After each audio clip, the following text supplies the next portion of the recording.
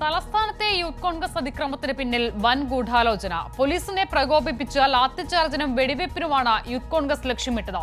Youth Congress march നയിച്ചതും അതിക്രമത്തിന് തുടക്കമിട്ടതും പ്രതിപക്ഷ നേതാവ് വി.ഡി. സതീശന്റെ സാന്നിധ്യത്തിലായിരുന്നുവെന്നതും ശ്രദ്ധേയമാണ്. നവകേരള സദസ്സ് തലസ്ഥാന ജില്ലയിൽ പ്രവേശിക്കുന്ന ദിവസം തന്നെ കോൺഗ്രസ് നടത്തിയ ആസൂത്രണം. യൂത്ത് കോൺഗ്രസിന്റെ മാർച്ച് മുന്നിൽ നിന്ന് പ്രതിപക്ഷ നേതാവ് വി.ഡി. സതീശൻ തന്നെ നയിക്കുന്നു. വി.ഡി. സതീശന്റെ സാന്നിധ്യത്തിൽ തന്നെ പ്രവർത്തകർ അക്രമം തുടങ്ങി. എല്ലാം ആസൂത്രിതം. പോലീസിനെ പ്രകോപിപ്പിച്ച് ലാത്തിച്ചാർജിനും വെടിവയ്പ്പിനുമാണ് യൂത്ത് കോൺഗ്രസ് ലക്ഷ്യമിട്ടത്.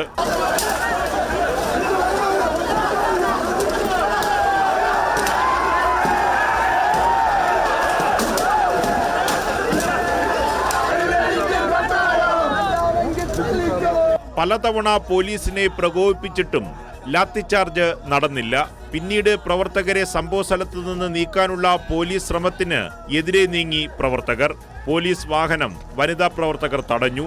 ഇവരെ മാറ്റിയതോടെ വനിതകളെ പോലീസ് ആക്രമിച്ചെന്നായി നേതാക്കളുടെ ആരോപണം.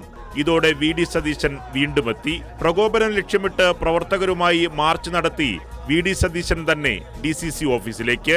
വനിതകളെ ആക്രമിച്ചുവെന്നാരോപിച്ച വി.ഡി. സതീശന്റെ സാന്നിധ്യത്തിൽ തന്നെ പ്രവർത്തകർ വനിതാ പോലീസ് വാഹനം അടിച്ചു തകർത്തു. ഇതെല്ലാം കയ്യും കെട്ടി നോക്കി നിന്നു പ്രതിപക്ഷ നേതാവ്.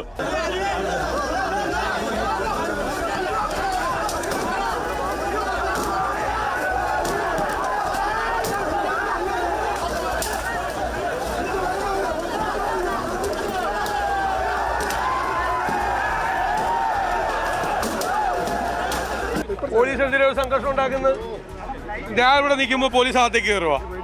ഒരു പോലീസുകാർ കാലെടുത്ത് വെക്കില്ല DCC ഓഫീസിനകത്തോട്ട്, ഒരാളും വെക്കില്ല. അവര് ഇപ്പൊ പോട്ടെ, അവര് ഇതിന്റെ അകത്തേക്ക് കയറാൻ പറ്റും നോക്കട്ടെ. അത് നിങ്ങൾക്ക് തോന്നിയതാണ്, ഇങ്ങനൊരു സംഭവം ഉണ്ടായിട്ടില്ല. സംഘർഷത്തിന് പദ്ധതിയിട്ടിട്ടും ആസൂത്രണം പാളിയതിന്റെ നിരാശ നേതാക്കൾക്കുണ്ട്. മാത്രമല്ല വി.ഡി. സതീശൻ, ഷാഫി പറമ്പിൽ, രാഹുൽ മാങ്കൂട്ടത്തിൽ ടീമിന്റെ ഏകപക്ഷീയ പ്രതിഷേധത്തിൽ മറുവിഭാഗം നേതാക്കൾ വിട്ടുനിന്നതും ശ്രദ്ധേയമാണ്. കൈരളി ന്യൂസ്, തിരുവനന്തപുരം.